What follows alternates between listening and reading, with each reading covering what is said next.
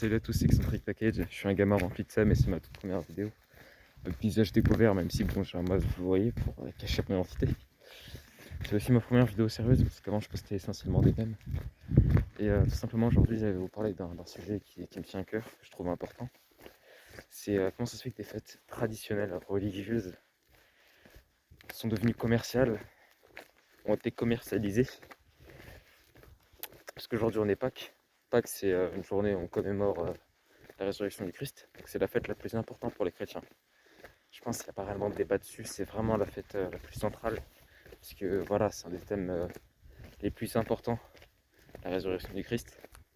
Simplement parce que c'est un peu, voilà, il y a pas mal d'autres religions qui parlent de Jésus, mais jamais ils parlent de la résurrection. C'est spécifique en fait. Et du coup, comment ça se fait que cette fête a été totalement transformée pour qu'aujourd'hui, clairement, vous allez dans un supermarché pour Pâques, on voit que des putains de lapins qui donnent des œufs, qui donnent des œufs en chocolat. Faut dire les termes.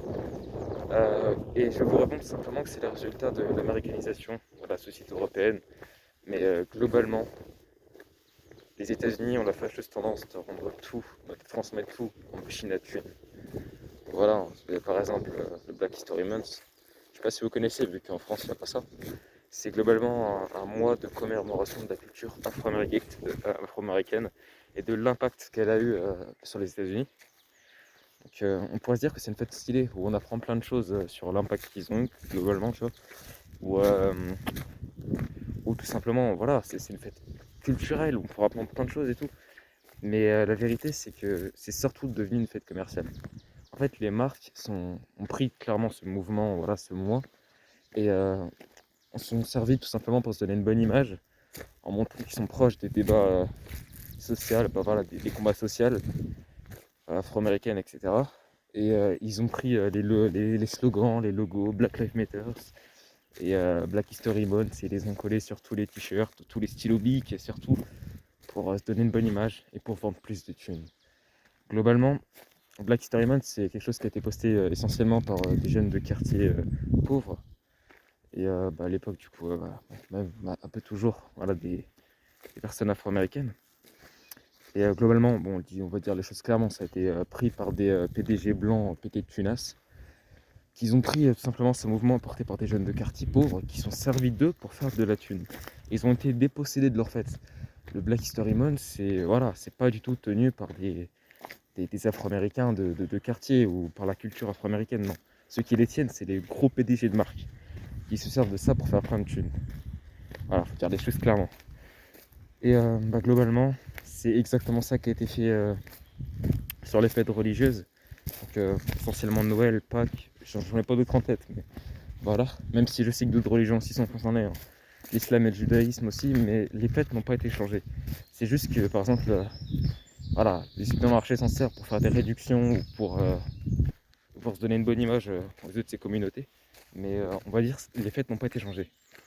Par exemple, Noël, qu'est-ce que fout un putain de Papa Noël le jour voilà, de la naissance du Christ? C'est qui ce mec? C'est ce sorte de diable là, voilà, version Coca-Cola Eco Plus, voilà, cet obèse, qu'est-ce qu'il fout à Noël en fait? Qu'est-ce qu'il fout? Voilà, donc tout a été transformé, tout a été lissé pour toucher un maximum de gens. Parce que déjà, Noël, ça concerne quasiment la moitié de la population à la base. Vu que voilà, le christianisme, c'est la religion qui a le plus d'impact et qui touche le plus de personnes. Mais ils ont voulu rendre ça encore plus commercial, toucher un maximum de gens. Donc ils ont gommé la religion, ils ont gommé le sens principal d'une fête religieuse, hein. Ils gomment leur religion dans une fête religieuse. Voilà, pour toucher un maximum de gens. Et ça arrive à ce que des gens disent non, Noël, c'est pas une fête religieuse, c'est une fête commerciale. Putain, je déteste ces gens, je les déteste. Et ça arrive à des variantes comme ça où t'as par exemple récemment, il y a eu Maître Gims, moi je m'en fous de sa musique ni rien, mais c'est important d'en parler, voilà. Et Maître Gims récemment qui dit que lui en tant que musulman, il fêtait pas Noël et qu'il faut arrêter ça. Donc chacun, moi je respecte totalement.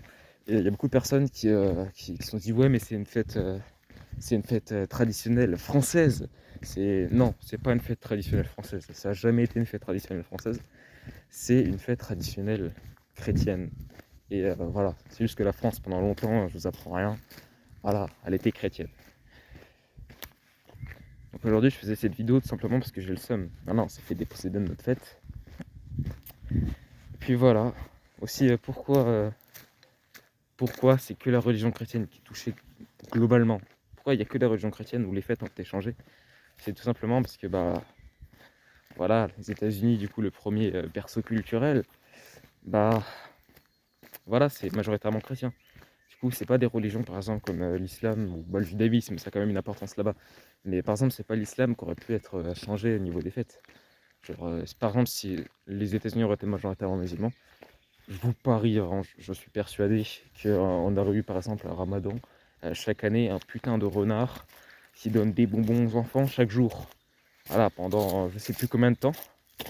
Et ça aurait servi aux marques pour faire de la thune. Mais actuellement, ça touche principalement la religion chrétienne. Et du coup, ce que je vais faire comprendre, parce que je juge absolument pas les gens qui fêtent Noël, le Pâques, sans être chrétien.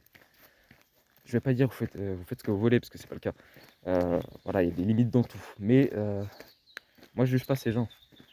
Juste pour vous, voilà, pour rappeler qu'on s'est fait déposséder de nos fêtes et que c'est de l'appropriation culturelle, une immonde appropriation culturelle, et que clairement, on s'est fait détruire. Vous voyez, la totalité de nos fêtes, maintenant, c'est devenu des fêtes commerciales. À cause des entreprises, voilà, des States.